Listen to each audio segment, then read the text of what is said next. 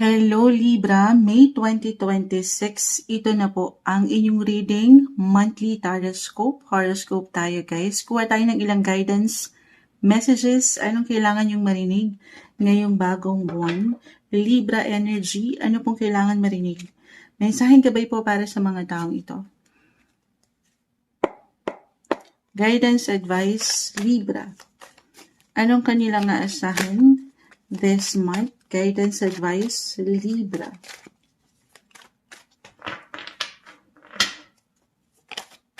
Okay, Three of Cups. So, maring may celebration, meron ba? It could be a party, an event, business, or personal invites ba ito? Kasamang ilang kaibigan, teammates, workmates, why not? Add tayo. Libra. Okay. Knight of Cups, Queen of Swords.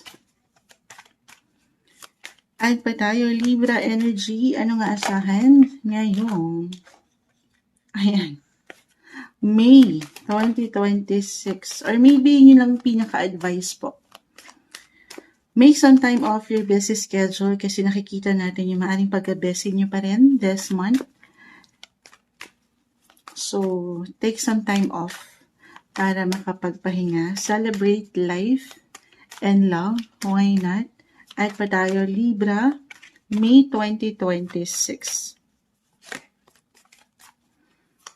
Anong kailangan marinig? Okay.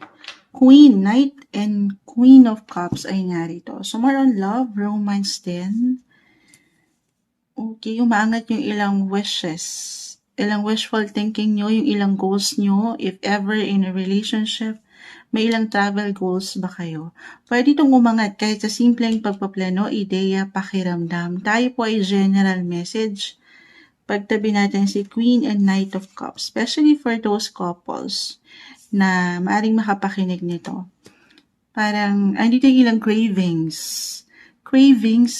Kumbaga may mga ilang goals kayo together. At ang nakikita ko nga, unang-una, 3-3. Maring magkaroon kayo ng conversation, communication, mas mapaangat yung expression sa ilang plano na ito.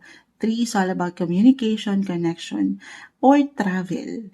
It doesn't matter kahit short trips lang to, short distance travel. Baka dyan. Baka yan yung celebration. Okay? Ayun nga yung pinaka-advice, more quality time kasama ang mga mahal mo. Mahalaga sa'yo, Libra, kasi maaaring may pagka-busy pa rin. Okay? Pero I see balance. You're all about balance naman. This is something, marahil a message na huwag kayong maiinip, huwag kayong magmamadali. If ever, ang lawak ng travel sector, tayo ay general message. For some of you, it could be unexpected. May ilang travel invites ba or opportunity na umangat? Lalo pa ang trabaho niyo po ay konektado sa ibang bansa or kung kayo may karelasyon sa ibang bansa. LDR yung tema. Ganon yung energy or kung meron kayong hinihintay na ilang dokumento, travel documents, visa, passports, maaaring may ilang delays lang or ilang glitch, or kung ito ay naramdaman na nitong mga nakalipas na linggo or buwan, i-claim natin na meron ng kaalwanan or mas magiging smooth yung transaction ngayon or makakaramdam ka ng improvement, lalo pa kung i-compare mo nitong mga nakalipas. Okay? Pero yung pinakasalita, balance and patience at communication. Okay? Patuloy na gamitan ng boses. At huwag kayong magdududa kasi si Queen of Swords ay dito naka-reverse. Parang yung iba naman ay sinasarili lang ang mga sitwasyon. I see support. Andito ang sabi ko nga. Ayan.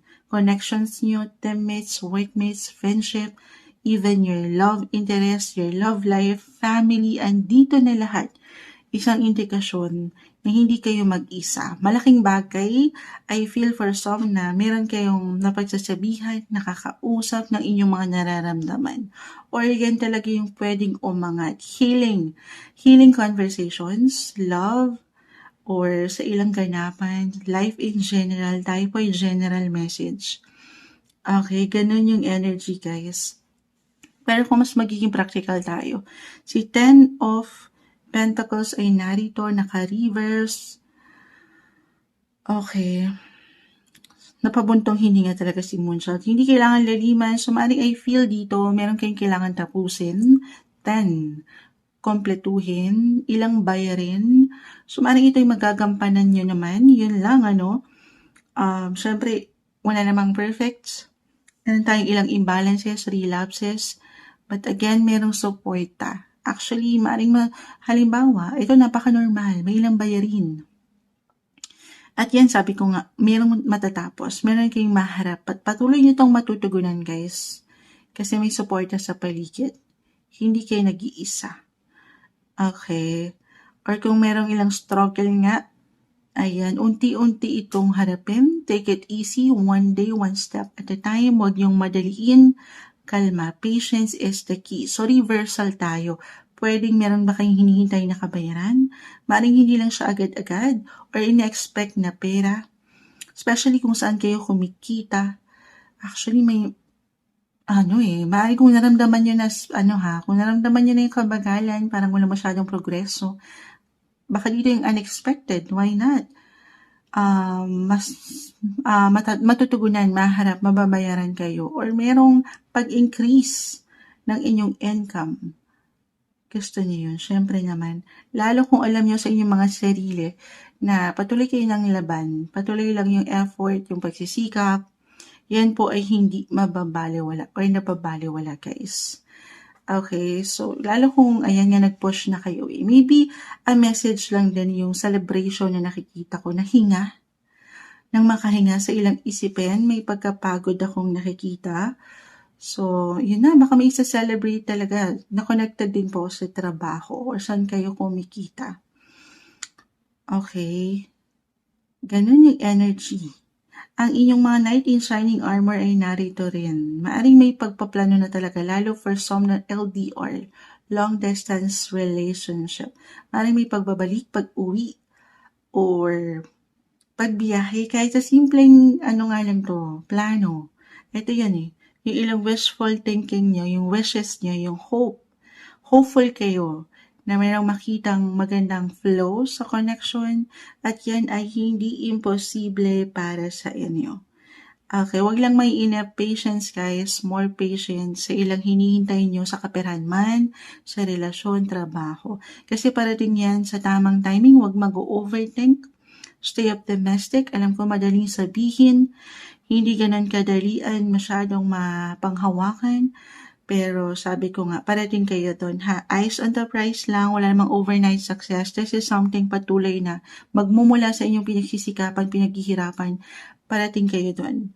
Meron at merong balita, impormasyon, i-claim na natin na darating sa inyo. At dito may celebration. Claim natin na more ito ay positive. Okay? More positive. Ito yung umaangat. Alam ko, parang mabilis lang.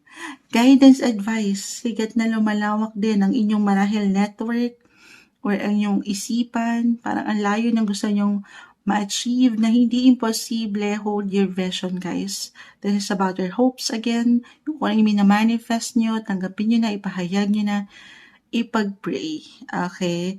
Isentro natin ang ating mga faith, maging ano pa man ang inyong religion, dasal lang tayo at tiwala sa proseso, sa sarili at sa Kanya. Samahan ng patuloy na dasal. At isa-isa lang medyo may pagka-pressure ako nakikita or na-overwhelm kayo sa dami ng gampanin or pangarap na umaangat. Take everything one day, one step at a time. Ito yung umaangat na guidance, advice, messages na marahil ay kailangan marinig ng isang Libra ngayong May 2026 para sa inyo.